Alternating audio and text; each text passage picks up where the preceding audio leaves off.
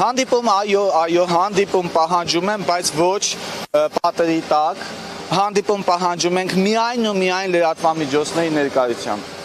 Թող այստեղ գան, մենք չենք գնալու իրանց սենյակները ծածուկ լսել իրենց ապօրինի մոտեցումները, հա քաղաքացիներին համոզում են, որ ստորագրեք բանկերի կողմից առաջարկված պայմանագրերը սեղանին չդնելով պայմանագիր, հա, չունենալով փաստացի ձեռքներին թուղթ հորդորում են, որ գնացեք ստորագրեք ինչ-որ պայմանագրեր։ Ոչ,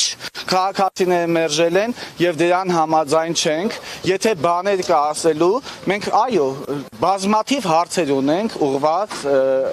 համակարգում աշխատողներին պաշտոնյաներին, ունենք բազմաթիվ հարցեր։ Թող գան լրատվամիջոցների առաջ մեր հարցերին պատասխան տան։ Փակ սենյակներում, փակ անկյուններում մենք չենք հանդիպելու։ Առայժմ այսքանը, ես կխնդրեմ ասեք։ Դուք ասացիք, որ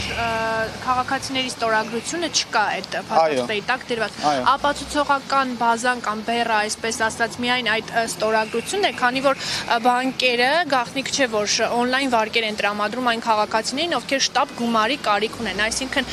այս մասով միայն դա է արդարացում, այսպես ասած, թե էլի կան կետեր, որոնք դուք կարող եք որպես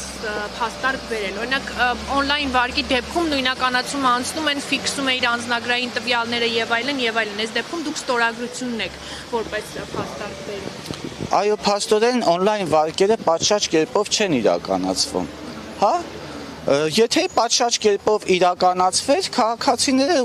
փաստորեն ստացած կլինեին այդ վարկերը։ Փաստորեն բանկերը նույնպես գիտակցում են, որ քաղաքացիներին փաստացի վարկ չի տրամադրել։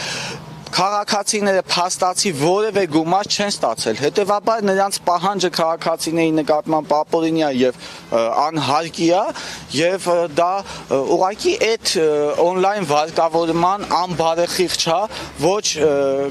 կանոնակարգված լինելու արդյունքում է ստեղծվել այս իրավիճակը, հա։